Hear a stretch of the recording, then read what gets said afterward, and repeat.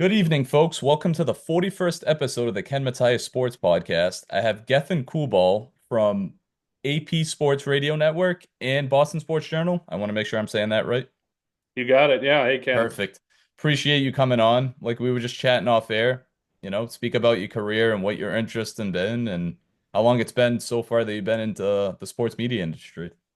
Absolutely. Well, first, thanks for having me. Yeah, No problem at all. I would Appreciate you coming say, on.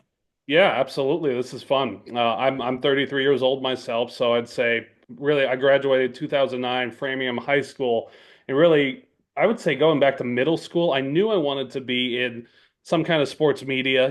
We all I think back to my days growing up, like I'd play basketball, like even just like by myself, shoot around, and I'm like commentating myself, as we all do. Yeah. You shooting around like, a 5, 4, 3, 2, 1, the game winner, all that stuff. Yeah, so I knew I wanted to do sports media then. I didn't really know what that would look like or what to do next. Fortunately, my high school, Framingham High School, they had a television production program that was nationally renowned. It won high school Emmy Awards. Dan Devlin was the teacher and the leader there.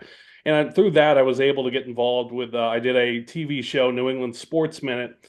We had a morning newscast that broadcast to the school and the town, kind of served like the announcements at the school. It was really hmm unique. It was cool. So I cut my teeth doing that. And during my time there, really when I should have been, studying to, go to college and the whole point of high school, I was networking with local sports guys, just like you're doing. hmm I remember I reached out to, among many people, like Mike Reese, and Mike actually took the time to come to my high school after, one hour. Wow. Like That's it's that, amazing. that's who he is. Mike I is would love to get in contact with Mike Reese. I would love to get him on the show, but it's Well, tough. he's the man. But just I networking, like just and using your using your youth and experience as a benefit then, because you can ask people at that point, say, hey, I'm looking to get into the business. Would you have some time to answer some questions? Just things like that. Whereas like now, I've been in the business like some 15 years. hmm Networking is still important, but It is. you don't have the same benefit generally. Like I can't do the same thing. It wouldn't open the same doors. Most professionals are generally willing to help people out. Yeah. Help younger people, help inexperienced people out. So it's, I found a way to use that to my benefit, and like that's the way to do it. But anyway, so yeah, high school TV production, I was involved with that. Out of high school, I didn't go to college. The jobs in sports media that were readily available were writing. So while I did TV production and I did like radio, our school didn't have a radio station. hmm Writing is what's available. So my first sports job, I was a sports stringer with the Metro West Daily News, Oh, yep. covering high school. And I spent about, well, 2009, I think like 2008 was when I started. I spent probably a few years there and then writing for some of their weeklies. But then I was able to a guy named Mike Wynn launched a site called Boston Sports U18. And the point of that was to give young kids under 18 or around that age a platform to write sports, so a sports blog. And through his connections, was able to get credentialed at Boston College to cover some of Oh, their games. wow. And it was while I was at BC that I met a lot of the colleagues I still know and love and I'm good friends with today. But it was there that one guy, especially Bill Murphy, who was a longtime college basketball reporter and broadcaster from Vermont. I remember, because we're all young at that point, and I have my eyes on, okay, BC's great. I'd love to get into the pros. I'd love to cover the Celtics. Yeah.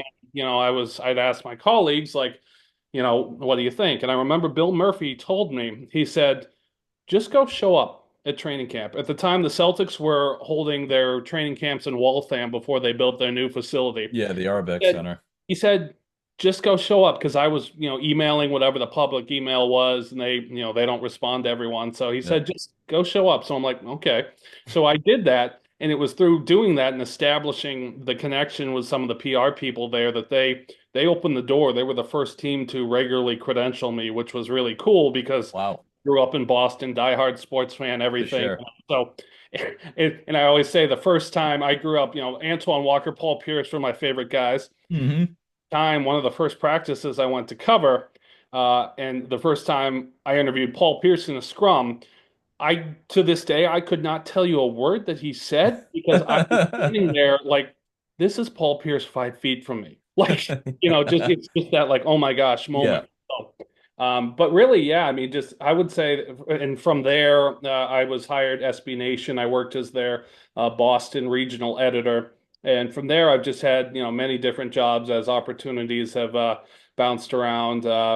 Field level media, which used to be Sports Exchange, that's a wire service that supplies stories to Reuters. Then I wrote for the Associated Press for a while. Mhm. And then joined the radio broadcasting division. That's what I do now. I also supply audio to iHeartMedia's NBC News Radio 24/7 news source. As you'll find that, a lot of these jobs, it's, Mhm. kind of need to juggle different responsibilities to make it work. But it's, yeah, that's, yeah, there are many times that I'll just stop and like I'll be at a game or something, and now I've covered Super Bowl, NBA Finals, Stanley Cup Wow. Final series, and just like I'll just stop and be like, how the heck am I here? And it's you work hard and I work Hmm. hard, but I'd be a fool to take like, overly credit. It's a combination of the grace of others and help and you if you work hard, you put yourself in a better position, but that I'm not going to sit here and say I'm the hardest working person in the world or was, Hmm. I think back like back in my younger days and getting into the business, I would get to games like 6 hours before tip off or something, 8 hour, like just and now like I make it a habit to okay, I'm trying to get there as late as possible and leave as quickly as possible. Yeah. Your priorities change, but anyway, Yeah. it's been a wild ride. I'm incredibly blessed, and it's just it's fun. At this point, I enjoy the most just making connections, and just it's the relationships I enjoy the most in this job now. For sure. I mean, speaking about the AP network and what you do with them, and I want to get to the Boston Sports Journal that's obviously run by Greg Bedard, one of the best football guys that I've listened to. I Mm. mean, which one do you prefer, one over the other, or do you like doing both, working for BSJ and doing the radio stuff? Because me writing and radio for me, I love. Obviously, I have a passion to be on air and just do talk about sports, but my writing I can improve on, and I like to write about things too. So I wanted your thoughts on how that got started and which one do you like, one or the other, or both, obviously. Sure, yeah. I mean, I think it's ultimately it scratches different needs and flexes different muscles doing radio, Hmm. writing. And what I'll get back to radio in a second, but like when Greg, about a year and a half ago, we had known each other for a little while and, just interacted on social, didn't know him super well, but he reached out just knowing that, I was around the Red Sox and, said, I'm looking for a Red Sox writer and, gave me the opportunity there. At that time, like I had been out of the writing game for a little bit and because I was really burnt out on Oh writing. yeah, I it's was tiring. it is relentless. And Hmm. yeah, with field level media and then the AP, the kind of writing that I was doing was, formulaic. It's game recaps. It's, Paul Pierce scored 20 points, Jason Tatum scored 20 points and the Celtics, blah, blah, blah. You're not doing anything opinion wise. Yeah. Even that, like just day after day after day, so much writing. I got burnt out on that. And then Greg comes calling, and with his site, it's a little different because you're not getting the typical game story mold. It's really more about the insight, the analysis. Yeah. My first writing, I cut my teeth with SB Nation Boston, and I did the writing I was doing was opinion writing. And it was coming from a place of I grew up as a diehard Boston sports fan, getting to live out my dreams in the media. So Hmm. that passion has always been part of me. So I was getting to turn that into work and the opinion stuff, and that was fun. And it's funny throughout my career, like when I was writing for the AP, I would go back and look at some of my SB Nation Boston stuff, and I'm like, I wrote that? Wow. Like it's a muscle I hadn't Yeah. really exercised in a long time. And then Greg came around and I wasn't really actively looking for writing jobs. He came around and asked, and I was like, this would be a cool opportunity to get back into the opinion side of it because I'd missed that. Hmm. So that's been great. The member support and feedback has just been tremendous. I really do maintain that BSJ is the most unique and the best Boston sports community. out there because you're paying a membership fee to be there, whereas And it's experts, in my opinion. You, yeah, Greg, Mike Giardi, John, what's his name? The on Celtics Corrales, guy. yeah. Corrales. Yeah, yeah. Like there's a bunch of guys on there, but continue. Yeah, absolutely. And yeah, but it's just the community is, of course there's some, pushback and there's always Oh, it's of course. There's of the course there's always haters. going What to else be is new? feedback, but compared to some of my other days, like when I wrote for SB Nation, I remember there was a time that Tom Brady when Chad Ochocinco was here. Oh, Uh, yeah. and Brady said something, I think it might have been preseason, whatever it was early in the season. And Brady said something like oh, he's doing a great job. And I just did in a little opinion piece, we had something called the Hub, which was just like quick hit opinions. I Hmm. wrote that, well, Tom Brady must have gone blind because he said Chad Ochocinco's doing a good job. He I couldn't got even know the playbook, if I remember correctly. that's right. It didn't last very long, and he Yeah, left. it didn't last I long. I got death threats from them. Oh Death my threats. God. And it's just, Jesus and Christ. at the time when you're younger, like that rattles you. You know, Yeah. now like you've been around the block, you get all the criticism, like I just laugh at that stuff. But it just, all that to say, like, you know, that stuff on like free sites where anyone can comment and there's no like, there's no Subscription based, yeah. accountability. That's what you get when, so really like joining the BSJ community, the insight from some of these people. I mean, heck, they're smarter than I am. And there's baseball people who know way more. And like we do a weekly Q&A. They're just so smart and inquisitive and just, so it's really unmatched. So I've loved that. I've enjoyed that element of it. But yeah, I think radio kind of tying back to I grew up listening to sports radio, of Same. course, I at did too. 8:50 around here. At the time, there was 890 ESPN AM, and I was always, I loved ESPN, Sports Center, all that stuff. So I Same. liked the ESPN brand. And at the time, Mike Felger was the afternoon host there. A lot of the people who have gone Oh, on, he was on ESPN? yeah, he was the drive time host on 890 ESPN. Oh, Yeah. I didn't know that. I know he used to work at the Herald, right? Being the Yep. Pats guy. Harold. Yep, exactly. So So, he was on the radio too. I thought Sports Hub, that was just kind of maybe his first radio gig being from a columnist. I don't know how that kind of yeah, worked. so he also he worked at WEEI for a little bit on Oh and yeah, yeah, yeah, and I right forgot. before Yeah. he was one of their rotating hosts, I believe, before he made Hmm. the jump to 98.5 and the rest is history. But Hmm. that 890 station, like there were a lot of big names that that went on to do other things like Kevin Winter, Adam Jones, like there it was Yeah, a Adam lot of Jones. Yep. lives. And, I remember, so that was the station. Like I remember coming home and I'd turn that on the radio when you're doing homework after school and but I remember one time I won Celtics tickets. It was the year before the Big Three formed in 2008. And I Oh, won yep. Celtics tickets. The tickets wound up being for the game where they set the record for, I think, was it the longest either losing streak or home losing streak, something like that. But anyway, the team was bad. But I had my interest in sports media then. So won the tickets. My dad took me to pick them up. They were in their studios, kind of near the Garden, Bunker Hill, that area. And I remember the Schraff Center actually. And I remember as I was going there, I went in and this is my lifelong dream. I didn't really have a plan before this, but as I was there, I was like, you know what? I'm just gonna say I'm interested in the field. Could you connect me? And they wound up giving me the card of Len Weiner, who was the program director at the time, and he invited me in, and they let me shadow some shows. Adam Jones, who's a friend to this day, also he let me watch some of the shows and shadow, and he had me on his 98.5 show once as I was a young kid. Like, but it's just those you find and you sense the opportunities, and you take the opportunity to say, hey, what do I have to lose? So, Absolutely. but so radio really was my love there. And when I joined the AP, I was a freelance writer. I didn't really know about their broadcast division. AP radio used to be back in the day, like we said earlier, radio's, a dying field. AP radio, Unfortunately, yeah. it is unfortunate. AP radio used to be, this major radio network. And now it still maintains a network presence, but the focus is shifting more toward, online audio stories. But I didn't know much about AP radio, and a few years into my freelancing time, when a new one of the new sports staff writers, Kyle Hightower in Boston, he was from Orlando and was connected to Dave Ferry, who was the sports director at AP Radio. And I forget how it all came about, but Kyle connected me with Dave. And as it happened at the time, Dave was looking to bring in someone new in Boston. And I had zero background in radio experience, just a track record as a reporter.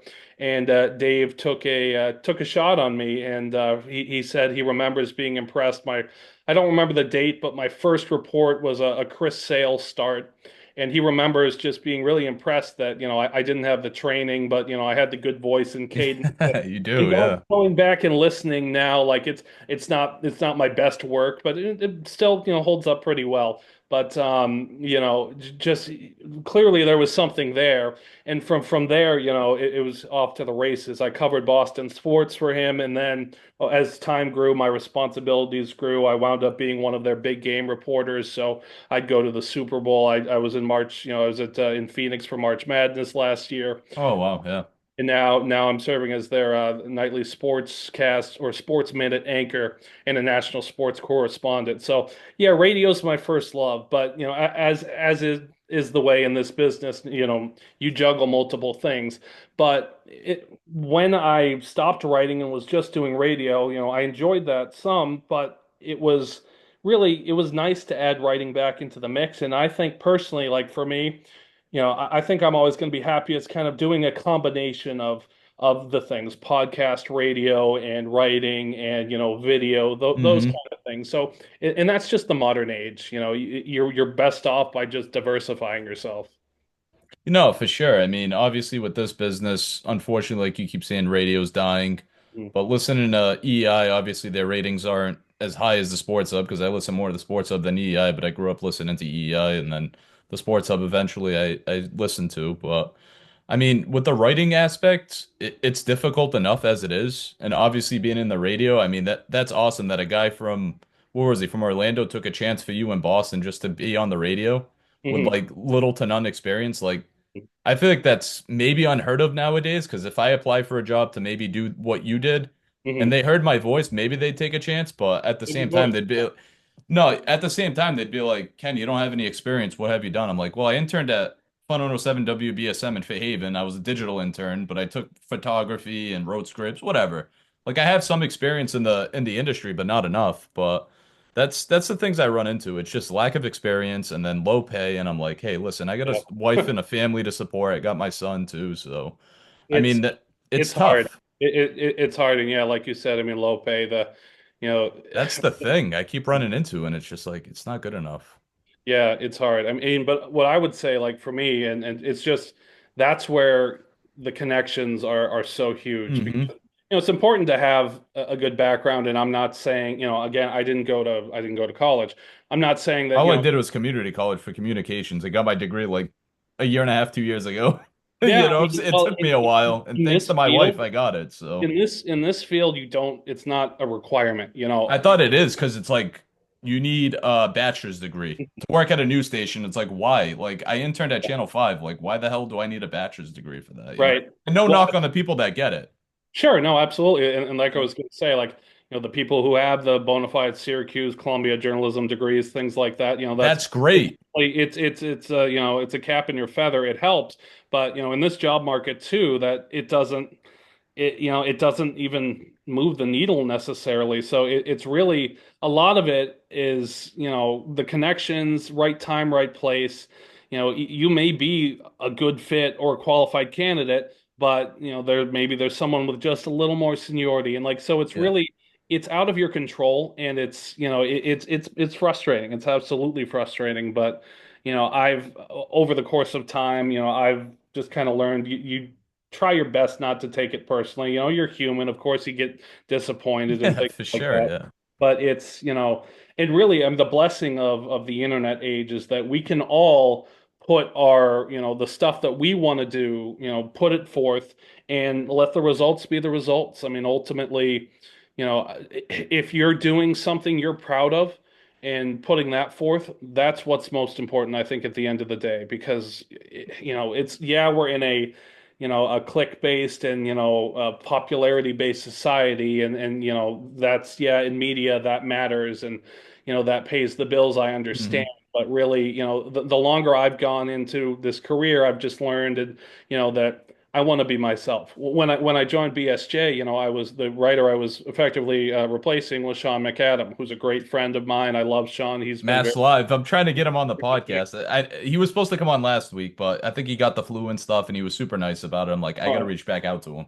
I He's hope he's willing to feeling come on. Yeah, he's willing to come on. good. I'm glad. Yeah, Yeah, I hope he's super feeling better. nice guy. Yeah. But anyway, he was the guy that I was effectively replacing because he as you said he went to Mass Live, Hmm. and a lot of the I'm no I'll tell you this, I'm no Sean McAdam. Sean is a great baseball reporter. He's a Hmm. reporter's reporter. Like He's been around what, 35, 40 years in the industry at least.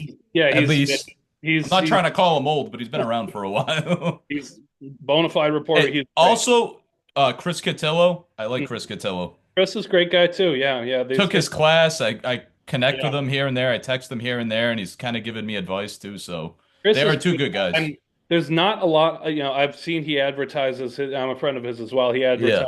advertises. I like sharing it when he advertises it because he actually told me, he's like, I like your stuff.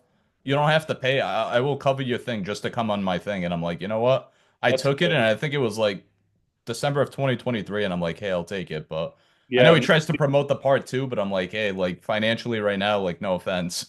I appreciate the part two, but it's like an extra like $250 or whatever it is. But sure. I'm Yeah. like, I'm not even in the industry at all right now. So No, that warms my heart to hear. And he's, they're not. super nice people.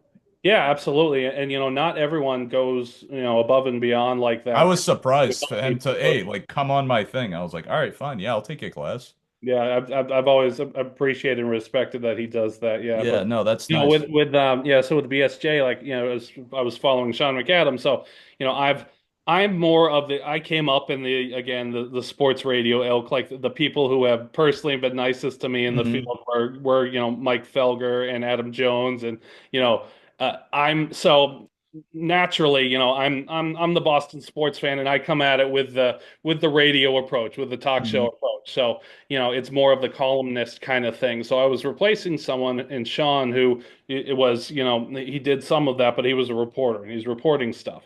And, so I came into it and said, I'm not going to try to. Early on, there were some members, BSJ members, and commenters who would, would kind of say, oh, Sean did it this way, so and so, and I said the same thing. I'm kind of saying to you, I love Sean, respect Sean, he's great.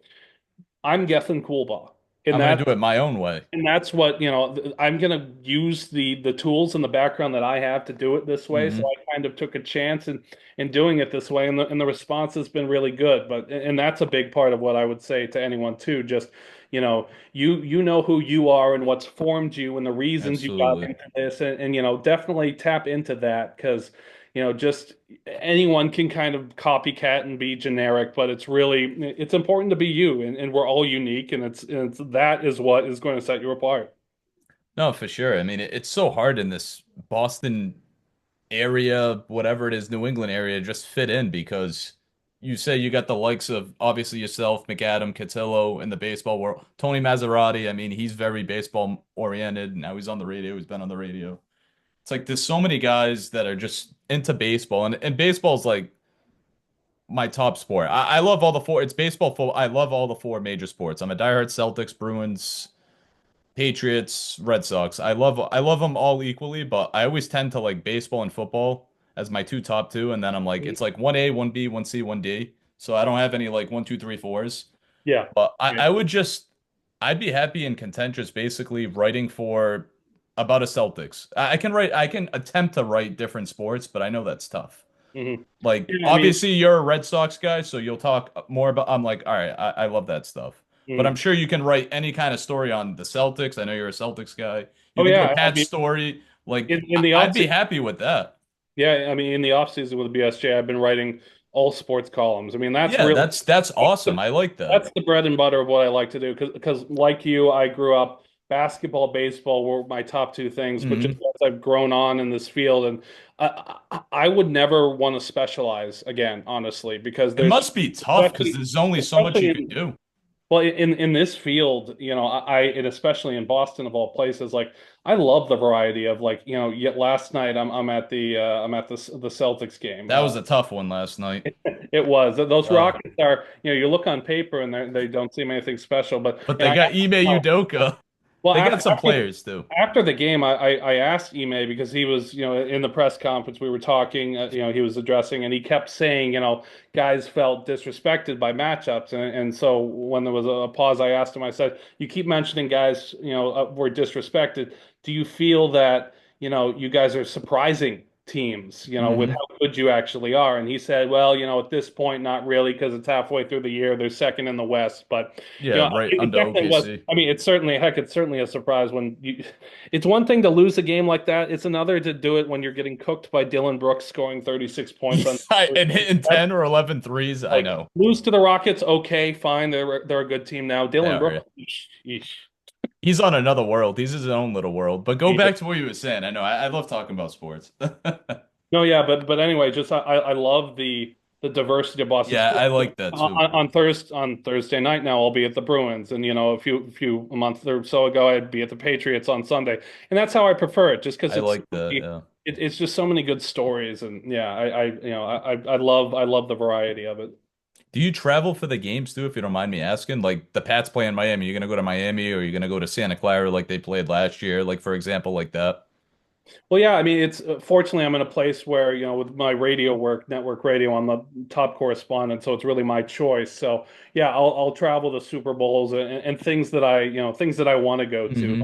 So, yeah, generally not not required to travel to the Every single week game. to Yeah, yeah. but like I said, I was at the Final Four in Glendale last year, and done the Super Bowl in Miami, and just golf tournaments here and there. So kind of get to pick and choose. So Hmm. I get to travel when I want to. I mean, it's Are definitely a blessing. are you gonna be in New Orleans next week? I won't. Some of No. the company stuff, the timing just didn't work out this year. I was supposed to be last year, but I got married actually last Oh, year congrats. around the Yeah, time that's of the Super. awesome. Thank you. It's been Congrats. Yeah. wonderful. Yeah. So That's yeah, awesome. it's just life happens, So, but Hmm. I should be at the Super Bowl next year. San Francisco's like a home away from home, so I'm looking forward to getting back there. Oh So, wow. I've never made it out there. oh, it's great. I know they've been going through the terrible wildfires and I Yeah. hope the Los people get Angeles. back on their feet sooner than later. Yeah. Thoughts and prayers with them. Hmm. But that's one place a buddy of mine's been trying to, get me or my wife to go and it's like he goes to It's a Long great Beach and I'm trip. like Just be I prepared to spend a lot of money. I know. I'd love to see it at least for like a few days. Like I Oh yeah. talked to one of my old coworkers. He was like a semi-retired guy at my last job. He's like, you got to go there for 2 weeks, Kenny. I'm like, George, you're retired. You're in your 70s. Yeah, you could go there for 2 weeks, but not me. Right. No, I the You know? last one of the last times I was there, I did a long weekend with my then girlfriend, now wife. And it was, yeah, I mean, you can really, you want to see the Golden Gate Bridge and some of the Yeah, things. different areas. Even if it wasn't Yeah, LA, like I'd yeah, settle maybe for something, but we'll yeah, see. I mean, yeah. someday. There's plenty of time, hopefully, in life. But Absolutely. Yeah. I know we're got about 5 minutes here because obviously it only gives me about 43 minutes on Zoom. Any final thoughts of, advice or anything about the industry, like what I should look for, or anybody watching this, what they should look for? Yeah, absolutely. I mean, I think again, going back to really just tapping into what you want to do, and I there's going to be a lot of people in some in positions of power in sports, a sports editor or something. I think back to, my first sports editor with the Metro West Daily News, who was, a good guy. He obviously gave me a job as a sports stringer. Hmm. And here, here I am as this some like what, geez, 18, 19-year-old kid. And I think at one point, I said to him like, I want to be on the baseball beat or something like that. And looking back now, like I kind of chuckle at myself saying that. Here's some kid saying that, and I remember this editor who was good to me, but he was like, I'm not going to put you on the I'm not going to put you on the baseball beat or whatever I asked for at the time, and just just know that there are going to be setbacks sometimes, but don't look at it as so finite and concrete. Even now, like there are things I want to do or might want to apply for, and I might hit a brick road, and it's only natural to be Yeah. disappointed. That's not the end of the story. And Hmm. it's if you want to do something, first and foremost, I would say do it for the reasons that you want to do it. Do it for what matters. And because ultimately, if you start, and I've made this mistake, a lot of people do, if you start trying to work for some other reason, like the approval of others, which is very common and easy to do in this field Yeah, it is. on the structure of the way it is. If you start doing it to the approval of other, you're not going to be happy. You're not going to be satisfied. It wasn't until I really started doing it, like when I sit down and write a column or do a report, and my main focus is, you know, I want to do this because it's what I want to do. I want to do my best job because I take pride in this and I enjoy it. And if people love it, if people respond to it, that's well, very nice. That's great. I enjoy that. But ultimately, if you're doing it for the right reasons and doing it because you enjoy it, it's your passion, it's what you want to do, then at the end of the day, the chips, let the chips fall where they may. Hmm. Some I've had some stories or things that I really liked that, got a few hits and others that got, hundreds of thousands or, things like that. So it's really you can't it's hard to judge yourself based on that scale. So I just kind of learned to stop doing that and just be like, look, each time I set forth to try to do something, I'm going to try to do my best and do Yeah. something I enjoy it and just, be proud about. Because ultimately, life isn't about, trying to make other people happy. You can make your life about that, but I don't think you're going to wind up being No, very, you're not. so it's just, I think about just trying to do what you want to do and see where it's going to lead. It's fun. Life's a journey, Yeah, there are downs and times when you may run into a wall, like I said, but just like to try to like enjoy the ride. That's what this is all about. No, I appreciate it, Gethin. Thank you for being a guest. My pleasure. Thanks, Ken. Anytime.